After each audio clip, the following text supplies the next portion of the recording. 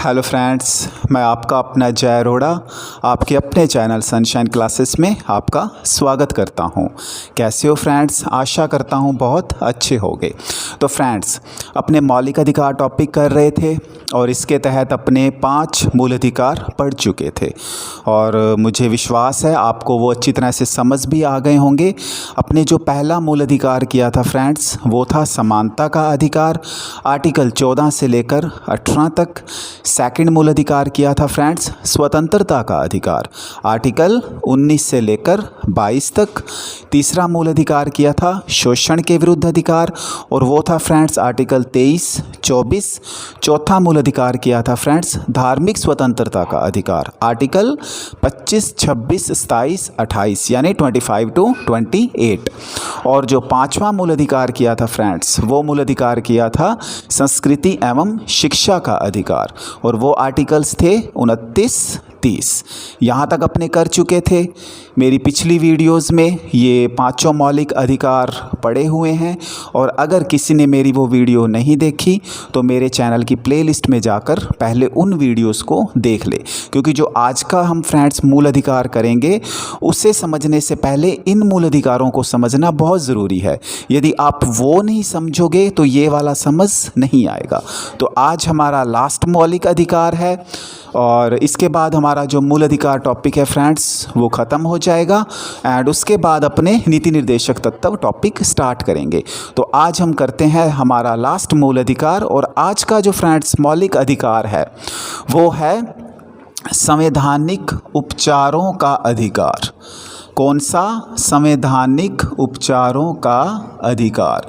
तो फ्रेंड्स, आज का जो ये मूल अधिकार है, ये मूल अधिकार बहुत ज़्यादा इम्पोर्टेंट है। क्यों? क्योंकि जितने भी मूल अधिकार अपने पहले पढ़ चुके हैं, जितने भी, अगर ये वाला मूल अधिकार ना होना फ्रेंड्स तो उन मूल अधिकारों का कोई भी अस्तित्व नहीं है। क्यों नहीं है? क्योंकि देखो फ्रेंड्स, जितने भी मूल अधिकार हैं, यदि उन मूल अधिकारों का कोई पर्सन उल्लंघन करता है या हमारे मौलिक अधिकारों का कोई पर्सन, कोई संस्था या किसी अधिकारी के द्वारा हनन किया जाता है तो उसकी रक्षा के लिए ये वाला मूल अधिकार बना हुआ है। कौन सा?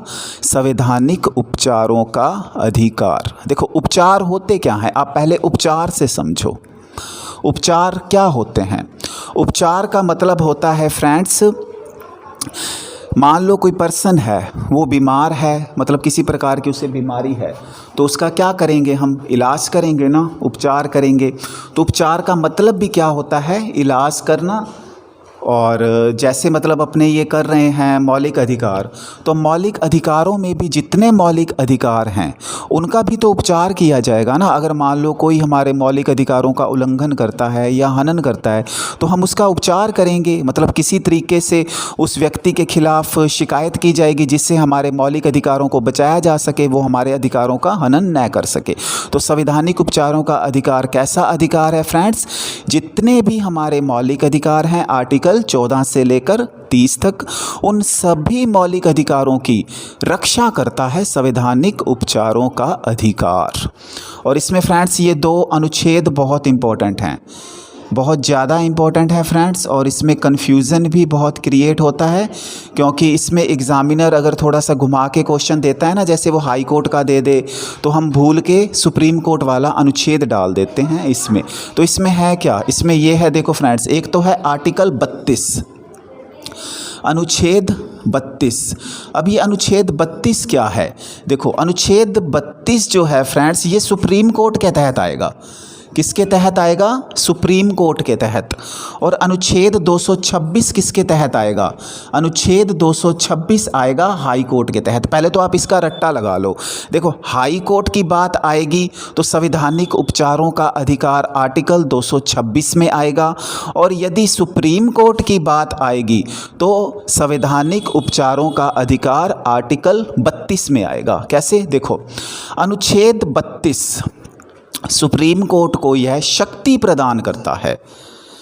अनुच्छेद 32, 32 सुप्रीम कोर्ट सर्वोच्च न्यायालय को ये शक्ति प्रदान करता है कि वो हमारे मौलिक अधिकारों की रक्षा करें, हमारे मौलिक अधिकारों की सुरक्षा की गारंटी दें।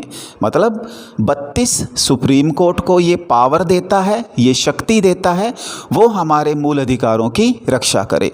और यदि बात आती है हाई कोर्ट की, हाई कोर्ट की फ्रेंड्स, तो हाई कोर्ट को भी ये शक्ति प्रदान दी गई है कि वो हमारे मौलिक अधिकारों की रक्षा करे।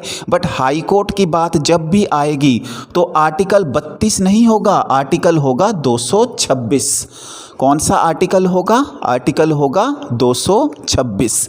तो जो हमारे मौलिक अधिकार हैं उनकी रक्षा हाई कोर्ट भी करता है, उनकी रक्षा सुप्रीम कोर्ट भी करता है, और ये अधिकार उन्हें संवैधानिक उपचारों के अधिकार के तहत दिए गए हैं। यदि सुप्रीम कोर्ट की बात आए तो आर्टिकल 32 होगा, यदि हाई कोर्ट की बात आए तो आर्टिकल 226 होगा। उम्मीद है आपको समझ आ गया होगा। नेक्स्ट क्या है फ्रेंड्स? मौलिक अधिकारों का उल्लंघन होने पर नागरिक इस अधिकार के तहत सीधे सुप्रीम कोर्ट या हाई कोर्ट में समावेदन कर सकते हैं। अपने पहले ही पढ़ चुके हैं। देखो, जब हमारे मौलिक अधिकारों का उल्लंघन होता है, किसी कारणवश किसी संस्था के द्वारा, किसी व्यक्ति के द्वारा हमारे मूल अधिकारों का हनन किया जाता है, तो हम क्या कर सकते हैं? सीधा सुप्रीम कोर्ट जा सकते हैं या सीधा हाई कोर्ट जा सकते हैं। हमें कोई रोकेगा नहीं, हम अपनी बात उनके सामने रख सकते हैं। सीधा सुप्रीम कोर्ट जा सकते हैं, सीधा हाई कोर्ट जा सकते हैं। और इसके तहत मैंने आपको अनुच्छेद करवा ही दिए हैं, 2 अनुच्छेद हैं, 32 और 226। तो इसमें सिर्फ यही बात लिखी है कि मौलिक अधिकारों का यदि उल्लंघन होता है तो नागरिक इस अधिकारों की रक्षा के लिए संवैधानिक उपचारों के तहत सीधा सुप्रीम कोर्ट में याचिका दाखिल कर सकता है या हाई कोर्ट में जा सकता है। नेक्स्ट है, यह अधिकार मौलिक अधिकारों को सुरक्षा की गारंटी प्रदान करता है। तो सिंपल सी बात है, ये अपने पढ़ चुके हैं। मौलिक अधिकारों को सुरक्षा की गारंटी कौन देता है? संवैधानिक उपचारों का अधिकार। फ्रेंड्स, ऐसा एग्जाम में पूछा जा सकता है, क्वेश्चन आएगा, मौलिक अधिकारों को सुरक्षा की गारंटी कौन से अधिकार के तहत दी गई है? उसमें 4 ऑप्शन होंगे, चारों में सही आंसर कौन सा होगा? संवैधानिक उपचारों का अधिकार। सुप्रीम कोर्ट के बारे में पूछे 32, हाई कोर्ट के बारे में पूछे 226। नेक्स्ट, जो अनुच्छेद 32 है फ्रेंड्स, इसे सबसे महत्वपूर्ण अनुच्छेद और संविधान का हृदय एवं आत्मा की संज्ञा किसने दी थी? भीमराव अंबेडकर जी ने। Very important. अगर क्वेश्चन पूछा जाए कि किस व्यक्ति ने मौलिक अधिकारों के तहत सबसे महत्वपूर्ण अनुच्छेद 32 को माना और 32 को ही संविधान की आत्मा कहा, संविधान का हृदय कहा, तो वो किसने कहा था? भीमराव अंबेडकर जी ने। किसने कहा था? भीमराव अंबेडकर जी ने। फ्रेंड्स, इसमें भी कंफ्यूजन क्रिएट होता है। देखो, एक क्वेश्चन इसमें बनता है, संविधान की आत्मा प्रस्तावना को किसने कहा था? यदि क्वेश्चन आ जाए संविधान की आत्मा प्रस्तावना को किसने कहा था, तो प्रस्तावना को किसने कहा था? तो प्रस्तावना को कहा था JL नेहरू ने। पंडित जवाहरलाल नेहरू ने संविधान की आत्मा प्रस्तावना को कहा था। और संवैधानिक उपचारों के अधिकार को संविधान की आत्मा किसने कहा था? तो वो कहा था भीमराव अंबेडकर ने। अब यहाँ पर कंफ्यूज मत होना, एक बार फिर से रिवाइज करवा रहा हूँ। यदि क्वेश्चन आ जाए प्रस्तावना को किसने कहा संविधान की आत्मा, तो पंडित जवाहरलाल नेहरू ने कहा। और यदि संवैधानिक उपचारों के अधिकार को पूछा जाए किसने कहा, तो वो किसने कहा था? तो वो कहा था भीमराव अंबेडकर जी ने। हाँ, नेक्स्ट, अनुच्छेद 32 स्वयं एक मूल अधिकार है और भाग 3 में होने के कारण, देखो अनुच्छेद 32 जो है फ्रेंड्स, वो किस में है? वो भी हमारे संविधान के भाग 3 में है। और हमारे जो मौलिक अधिकार हैं वो भी हमारे संविधान के भाग 3 में हैं। हमारे 3 में जो मौलिक अधिकार हैं ये कहाँ से लिए गए हैं? अमेरिका से लिए गए हैं। आर्टिकल 32 से लेकर आर्टिकल 12 से लेकर 35 तक हैं। और जो आर्टिकल 32 है ना फ्रेंड्स, वो आर्टिकल भी इसी के तहत ही आता है, मूल अधिकार के तहत है, मौलिक अधिकारों में ही है। इसी कारण ही ये भी एक प्रकार का मूल अधिकार ही है। तो मूल अधिकार ही तो है 32, क्योंकि ये अधिकार के तहत आता है ना भाग 3 में, इसलिए ये भी एक मूल अधिकार है। और अनुच्छेद 32 सर्वोच्च न्यायालय को व्यक्ति के मौलिक अधिकारों की सुरक्षा के लिए शक्ति प्रदान करता है। फिर वही बात आ गई है कि सुप्रीम कोर्ट को शक्ति कौन प्रदान करेगा?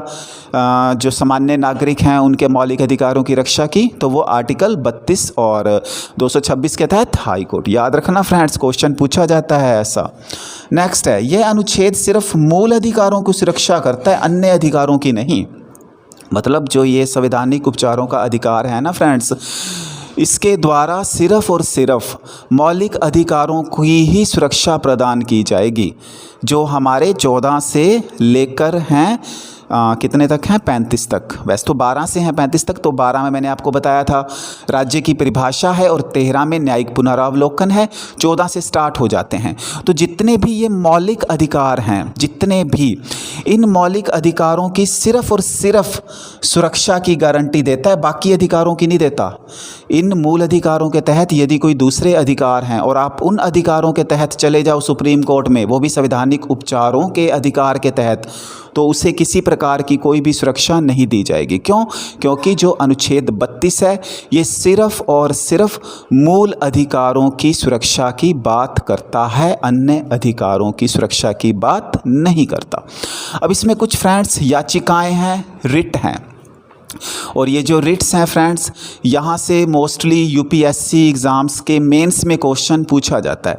प्री में भी आता है, लेकिन मेंस में इस पर डिस्क्राइब पूछा जाता है, मतलब डिटेल में लिखने के लिए, तो ये बहुत इम्पॉर्टेंट हैं। तो देखो फ्रेंड्स, ये हैं क्या, ये रिटें क्या हैं? ये सुप्रीम कोर्ट, हाई कोर्ट के द्वारा जारी की जाती हैं। ये तब जारी की जाती हैं जब मौलिक अधिकारों का उल्लंघन हो रहा हो। तो उस उल्लंघन से बचने के लिए, उस हनन को ख़त्म करने के लिए, बचाव के लिए ये 5 प्रकार की रिटें जारी की जाती हैं। सुप्रीम कोर्ट तो जारी करेगा आर्टिकल 32 के तहत ये 5 रिटें, और हाई कोर्ट जारी करेगा आर्टिकल 226 के तहत। ये 5 प्रकार की रिटें जारी की जाती हैं। इन्हें लेख भी कहते हैं, आदेश भी कहते हैं। तो एग्ज़ाम में यदि लेख लिखा आ जाए तो एक ही बात है, ये मत सोचना कि ये अलग है, कुछ नहीं। लेख, आदेश और रिट, ये तीनों एक ही हैं। अच्छा, तो ये कितने प्रकार की हैं? ये 5 प्रकार की हैं। जो छोटे एग्ज़ाम हैं उनमें तो सिर्फ नाम याद रखने ज़रूरी हैं, उनमें कोई ज़्यादा डिटेल नहीं पूछी जाएगी। हाँ, जैसे आईएएस का एग्ज़ाम है, यूपीएससी के एग्ज़ाम्स, इसमें क्या होता है, डिटेल पूछी जाती है, तो मैं आपको डिटेल से समझाऊंगा। देखो फ्रेंड्स, इसमें जो फर्स्ट है वो है बंदी प्रत्यक्षीकरण। कौन सी? बंदी प्रत्यक्षीकरण है क्या? देखो, बिना कानून की अनुमति के बंदी बनाए जाने की स्थिति में, सपोज करो कोई पुलिस अधिकारी है, उसने किसी पर्सन को बंदी बना लिया और गिरफ्तार कर लिया, लेकिन उसने क्या क्या, कानून से कोई अनुमति नहीं ली, कानून से किसी भी प्रकार की कोई अनुमति नहीं ली, किसी भी बड़े अधिकारी से कोई पूछा नहीं, या बड़े अधिकारी ने उसे कोई इस प्रकार का आदेश भी नहीं दिया, फिर भी उसने अपनी मन मर्जी से किसी व्यक्ति को गिरफ्तार कर लिया, किसी व्यक्ति को बंदी बना लिया, तो गलत है ना? ये गलत है। यदि आप किसी को गिरफ्तार करने जा रहे हो तो आपके पास वारंट होना चाहिए, कानून की अनुमति होनी चाहिए, तब आप कर सकते हो। ऐसे जने खड़े को आप गिरफ्तार नहीं कर सकते। सपोज करो उसने ऐसा कर दिया, तब क्या?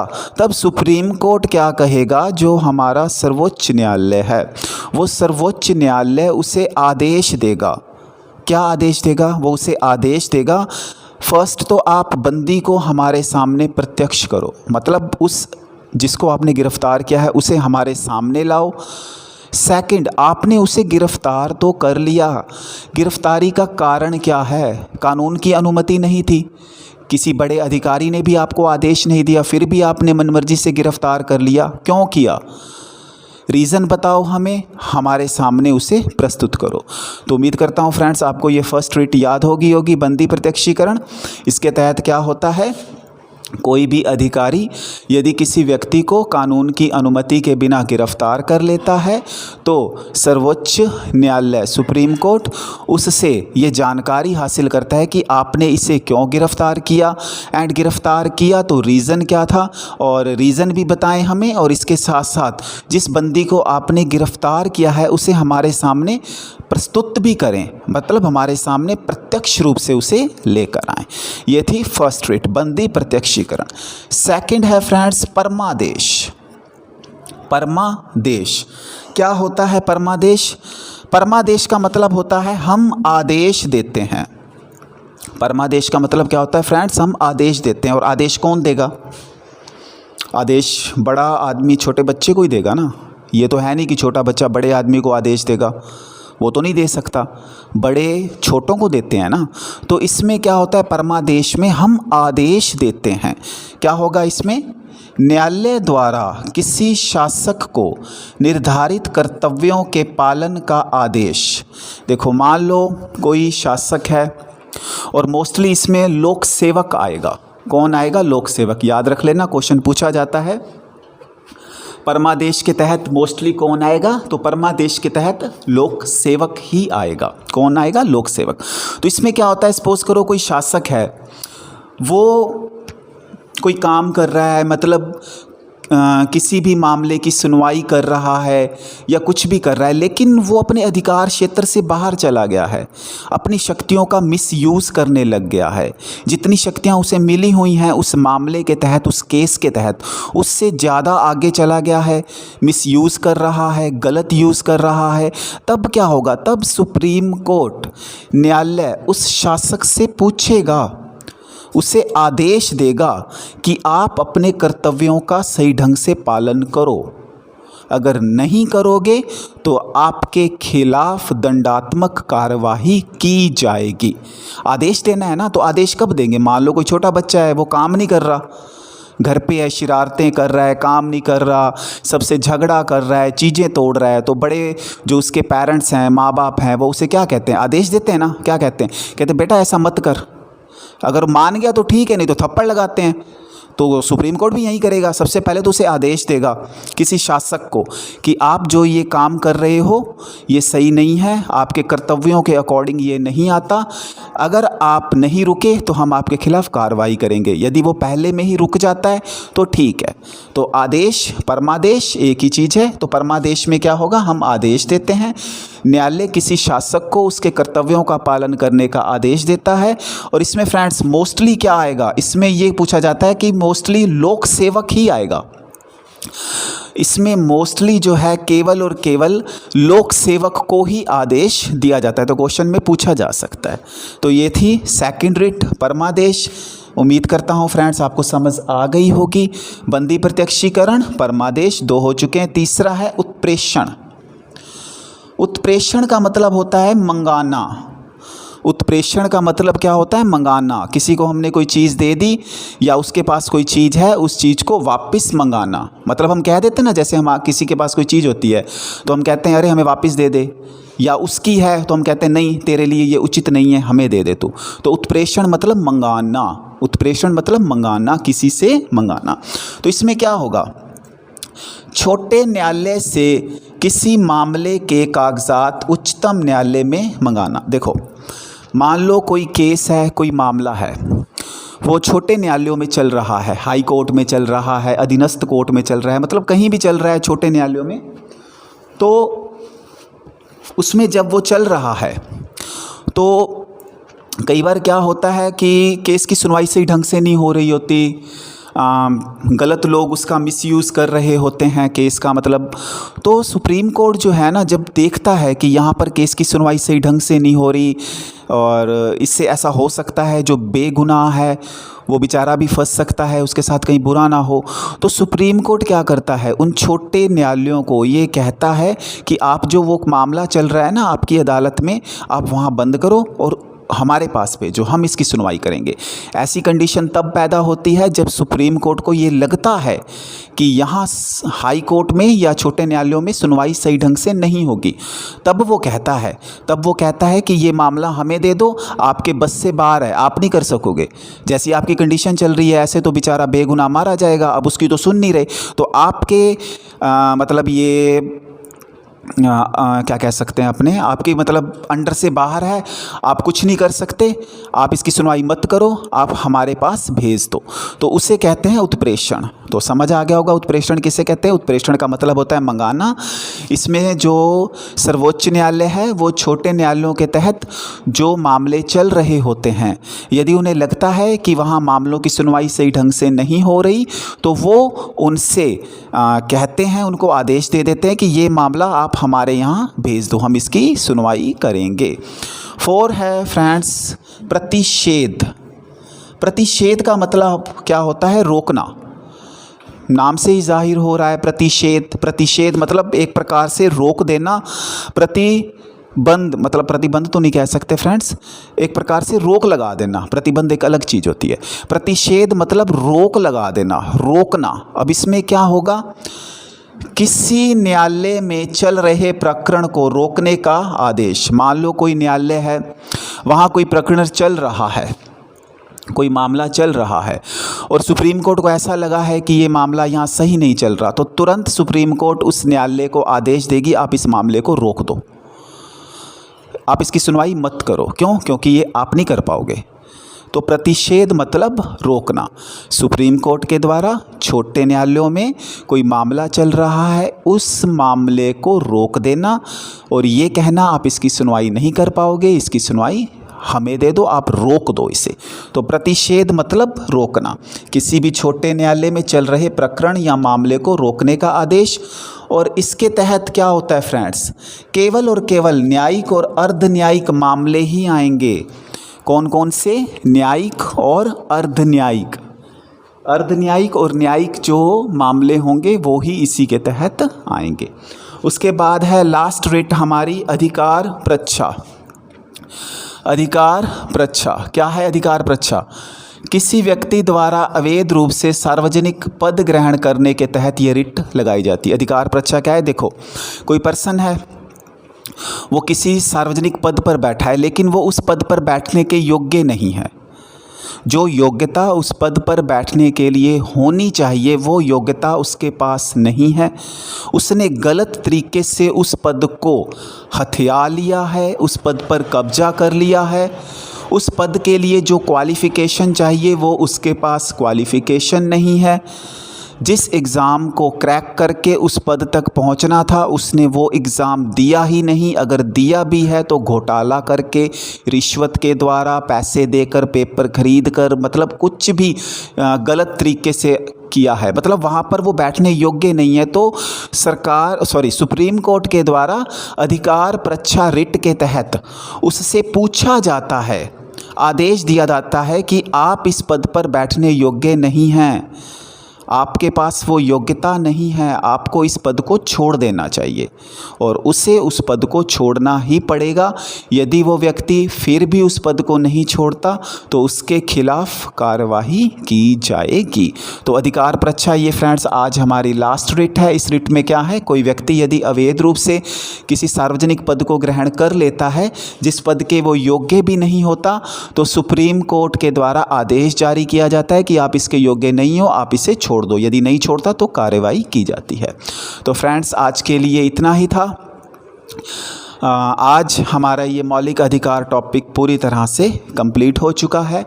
काफ़ी दिन लग गए फ्रेंड्स, क्योंकि क्या है कि कुछ घरेलू जिम्मेदारियां भी बहुत हैं जिस कारण रेगुलर क्लास नहीं लगा पा रहा मैं। तो ये थोड़े टाइम की बात ऐसे है, थोड़े टाइम ये कंडीशन चलेगी। हाँ, उसके बाद क्या होगा फ्रेंड्स, ये जिम्मेदारियां कुछ हद तक मैं कंप्लीट कर लूँगा, हो जाएंगी, फिर अपने रेगुलर क्लास लेंगे। और मेरी कोशिश रहेगी कम से कम 2 क्लासेस मैं दूँ। कोशिश तो अभी भी रहती है लेकिन किसी कारणवश नहीं कर पाता। फिर भी अब आने वाले टाइम में ऐसा नहीं होगा, मेरी कोशिश को मैं अंजाम तक पहुँचाऊँगा और कम से कम 1-2 क्लासेस आपको मिलेंगी। तो फ्रेंड्स आज की वीडियो आपको कैसे लगी? अच्छी लगी हो तो please like comment and share ज़रूर करना एंड मेरे चैनल को सब्सक्राइब ज़रूर कर लेना, क्योंकि इतनी अच्छी बेस्ट और बेहतर वीडियो जब मैं लाऊंगा तो उसका नोटिफिकेशन आपको मिलता रहेगा। अब हम नेक्स्ट क्लास में राज्य के नीति निर्देशक तत्व करेंगे। तब तक के लिए फ्रेंड्स, जय हिंद, जय भारत।